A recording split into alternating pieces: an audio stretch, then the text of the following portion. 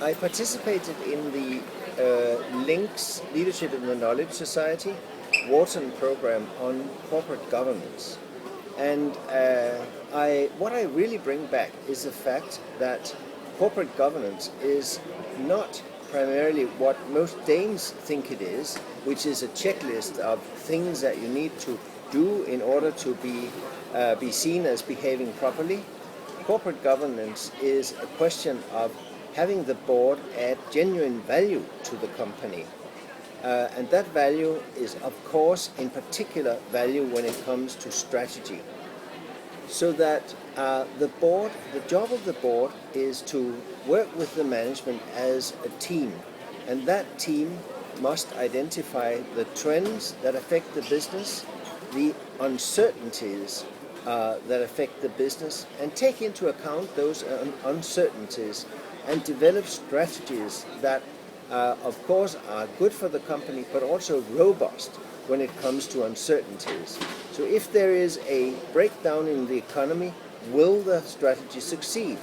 If there is an opportunity that technology will make what the company does easier, will the strategy succeed? And I think we have many examples of companies that have decided upon a good strategy and boards that have accepted a good strategy but have not taken into account uncertainties. And that's what I bring back from Wharton, to identify uncertainties, take them into account, turn them into advantages.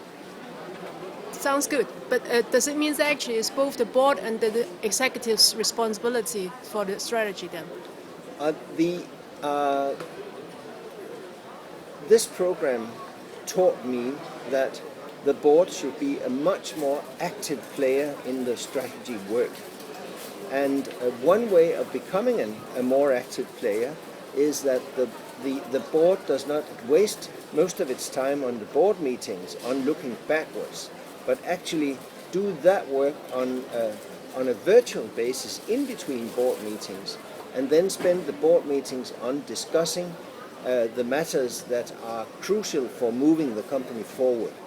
And I think that culture is not there in most Danish boards, but certainly in the boards I'm active in, I will promote and I move them in that direction. Sounds good. What do you think that you will execute this coming week? Give me that's a concrete example. I will review I have control over some boards, the composition of them, because I'm the majority shareholder. And I will review the boards and look whether we have the competences necessary for the board to do what I just said. So I'll review the boards and I will take initiative to make a long-term plan for gradually including the board members that we need to be prepared for the future.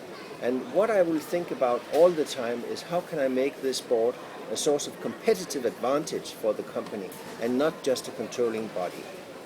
Thank you. I look forward to hear your update.